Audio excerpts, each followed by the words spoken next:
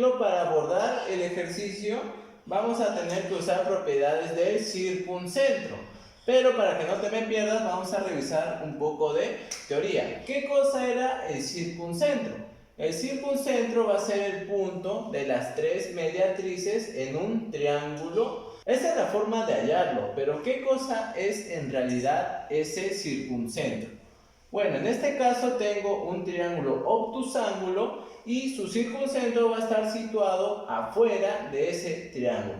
Este punto va a ser el centro de la circunferencia circunscrita al triángulo. ¿Qué me refiero con eso? Circunscrita significa que va a encerrar a este triángulo de acá. A ver, entonces por acá va a pasar una circunferencia, más o menos de esta manera.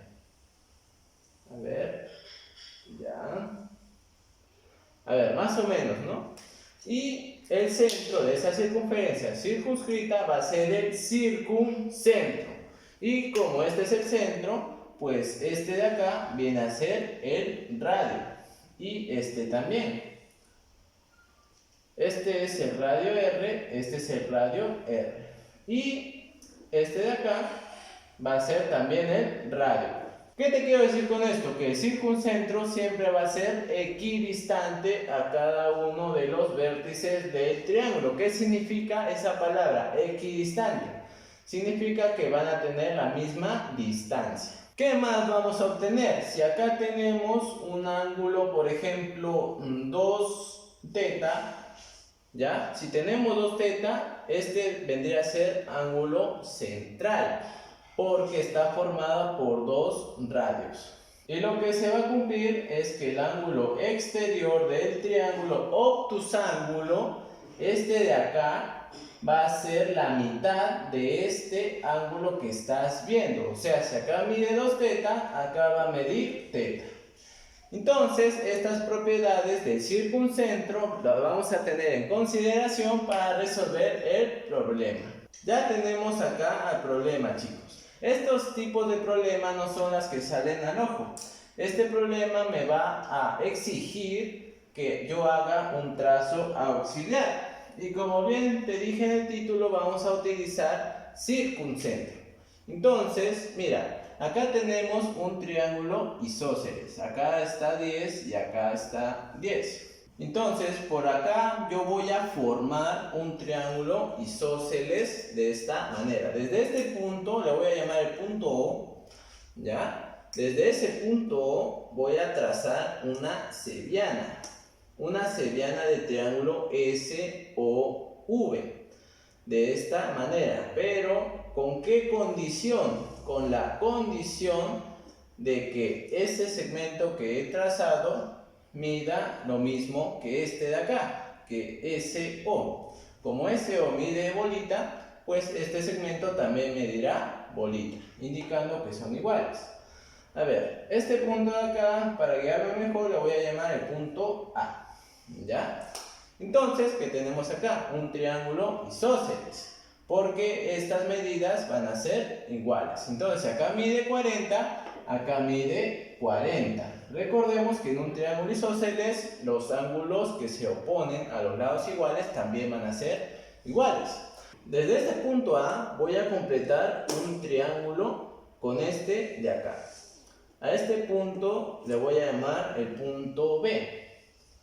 A ver, entonces tenemos al triángulo SBA. ¿Qué me doy cuenta en ese triángulo? Mira, este punto O equidista a cada uno de los vértices de ese triángulo. ¿Te das cuenta, sí o no? Porque esta medida es igual que esta y es igual que esta. A ver, lo voy a sombrear para que te des cuenta.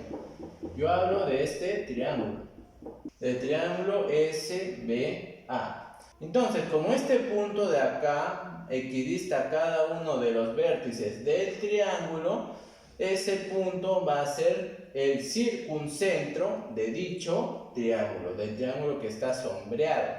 Como te había dicho, ¿no?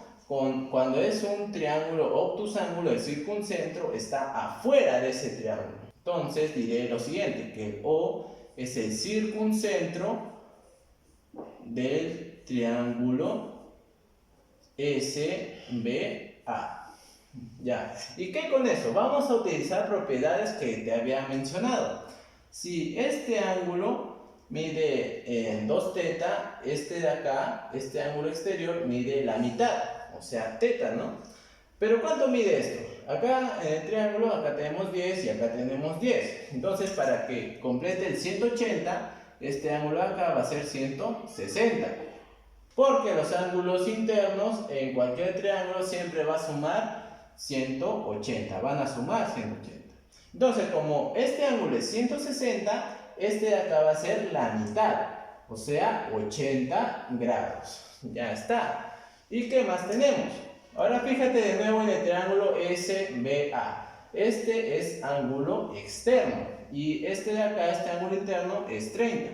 Entonces, este ángulo de acá debe ser 50. ¿Por qué? Por la propiedad de ángulo externo o exterior. Un ángulo exterior siempre va a ser la suma de dos ángulos interiores. A ver, en el triángulo OBA, este ángulo de acá es 60, ¿sí no? 50 más 10 es 60. Pero nos damos cuenta que es un triángulo isósceles, porque estas medidas son iguales. Entonces, acá también va a ser 60 grados. A ver, y para que sumen 180, este ángulo de acá va a ser 60. Ah, pero nos damos cuenta que el triángulo OBA tiene todos sus ángulos internos 60, 60 y 60.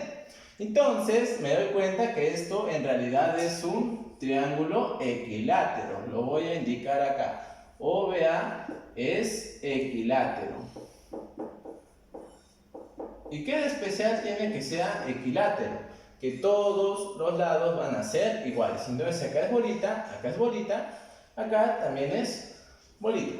Por cierto, ahora en el triángulo STV, como este de acá es 40, este es un ángulo recto 90, entonces esta medida, este ángulo va a ser 50. Porque recordemos que los ángulos internos deben sumar, ¿qué cosa? 180. Ahora, en el triángulo ABV, como acá es 80, acá es 50, para que den 180, este ángulo de acá debe ser 50. ¿Sí? 50 más 50 es 100, más 80, 180. Entonces, como este es 50 y este es 50, acá también es un triángulo isósceles. Entonces, si este es bolita, este de acá también va a ser bolita. Ahora revisemos el triángulo OAV. Ese triángulo también va a ser isósceles, porque estas medidas son iguales. Esta es bolita y esta es bolita. Entonces, acá yo le pongo alfa. Este de acá también va a ser alfa. ¿Sí o no? Los ángulos que se oponen a los lados iguales también van a ser iguales. Entonces, rápidamente vamos a calcular alfa. A ver, 2 alfa, o sea, alfa más alfa es 2 alfa, más este ángulo de acá, que todo esto va a ser 140, 60 más 80 es 140. Y eso me debe dar 180, por propiedad de suma de ángulos internos en un triángulo. A ver, rápidamente este sería 2 alfa igual a 180 menos 40 va a ser 40. Y de acá tenemos que alfa vale 20 grados. Este 2 vas a dividir, 40 entre 2, 20. A ver, rápidamente lo colocamos acá. En vez de alfa vamos a colocar 20 grados. Y acá también sería 20 grados. Entonces ya estaría resuelto, porque este ángulo X y este ángulo 20 van a formar 50 grados. Entonces diremos que X más 20 te debe dar 50 grados. Por lo tanto, X va a ser 50 menos 20. Este 20 que está sumando pasa al otro lado a restar. Entonces tenemos que X vale 30 grados. Y esa va a ser mi respuesta final.